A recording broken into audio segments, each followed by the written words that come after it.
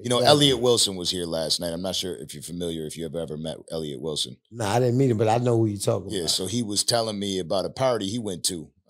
Salute, man. This interview's been great so far. You know what I mean? And Elliott Wilson says, let me take this shot.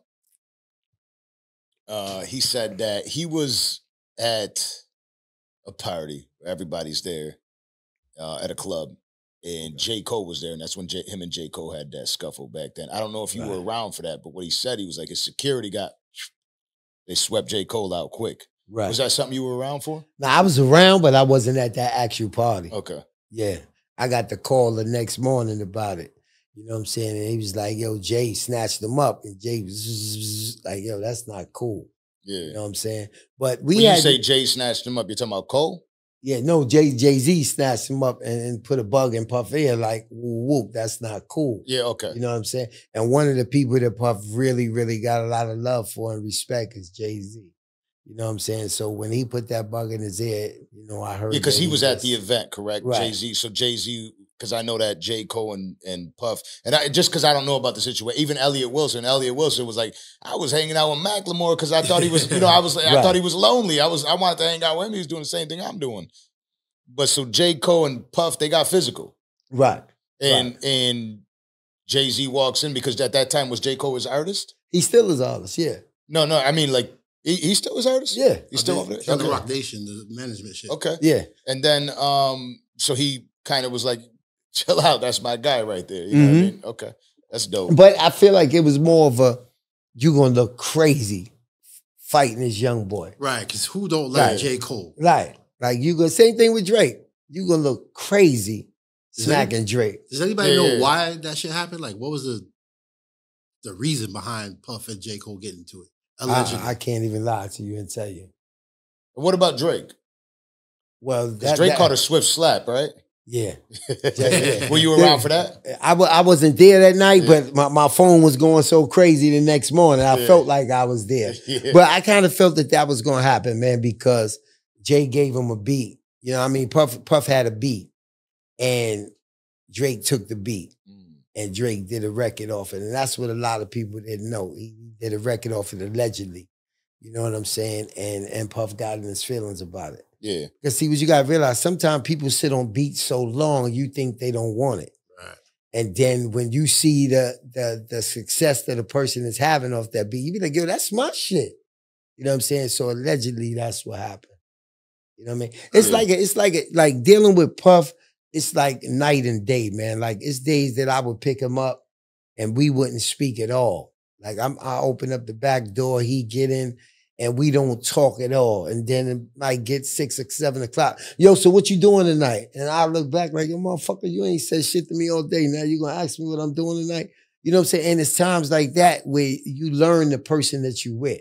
You learn when to speak, when not to speak, or they on some shit today, I'm not fucking with them. And that's how our relationship became. You know what I'm saying? But then the energy of what you around, when I say that, meaning if like you can only be fake, but for so long. Yeah. So you can only play like you don't see certain things or do certain things for so long. But when you start waking up miserable and you're like, yo, I'm 40 years old now. I'm 45 years old now. I don't want to party to 5 in the morning. Right.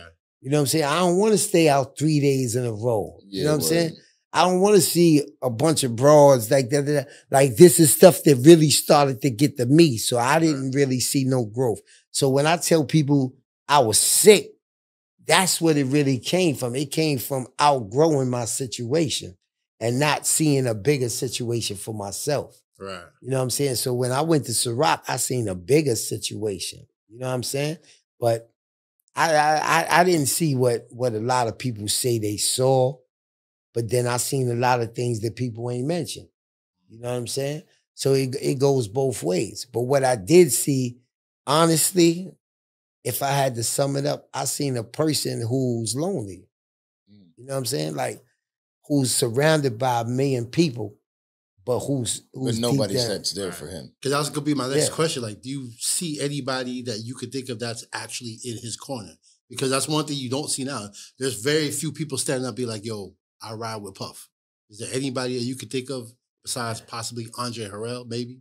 Nah, I'm gonna tell you something. You know why nobody's standing up? Because the same shit he's being accused of is the things that they was doing. You know what I'm saying? So it's more or less of, let me just keep my mouth shut for a whole bunch of my shit come out. You know what I'm saying? Because like I said, the shit that they said he did was the norm. You know what I'm saying? Everybody was popping pills. Everybody was taking some X. Everybody was on NDA. So I think a lot of people that he was around was there, number one, because of the fame you're going to get for being next to Puff.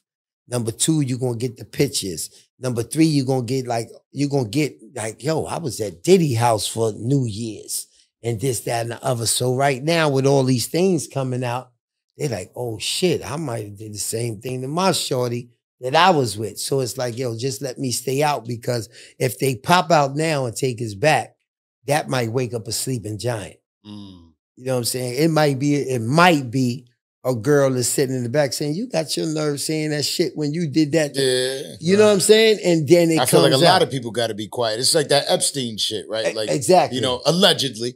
Allegedly. You know, not for Epstein. I think Epstein's like a proven.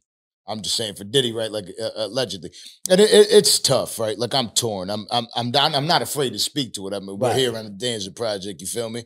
I'm not afraid to speak about it. You know, and I do appreciate you for giving us this opportunity to have this interview with you. You know, half of the people are shook, shaking in their no way I'm having a conversation with you. I don't want to cut my ties. Again, I don't, and that's why I started this interview with that. Like, I don't have ties to anybody. What I do is me. You know, I don't have to worry about anything else.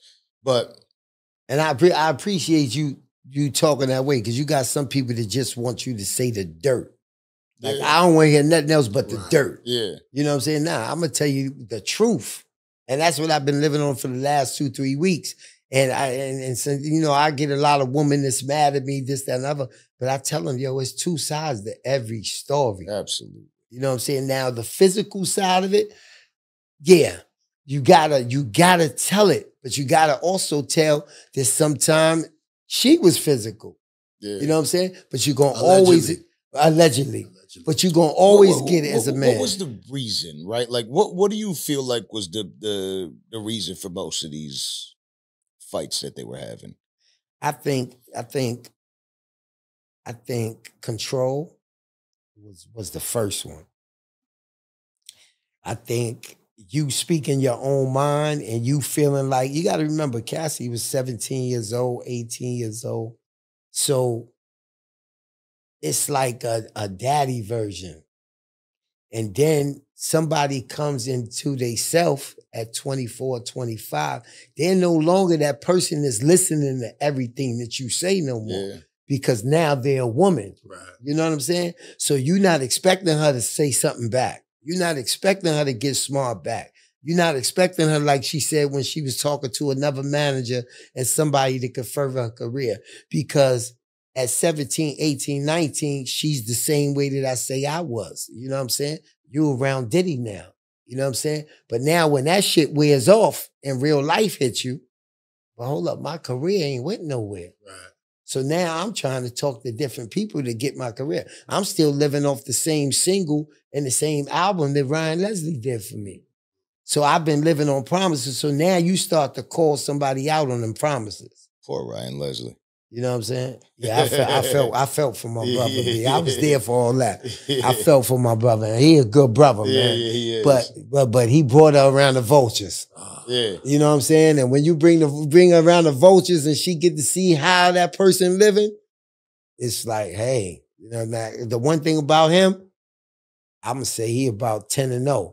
He ain't losing when it comes to them broads. He gonna pull out every stop. And that's another reason why I get upset, because he gonna pull out every stop to get her.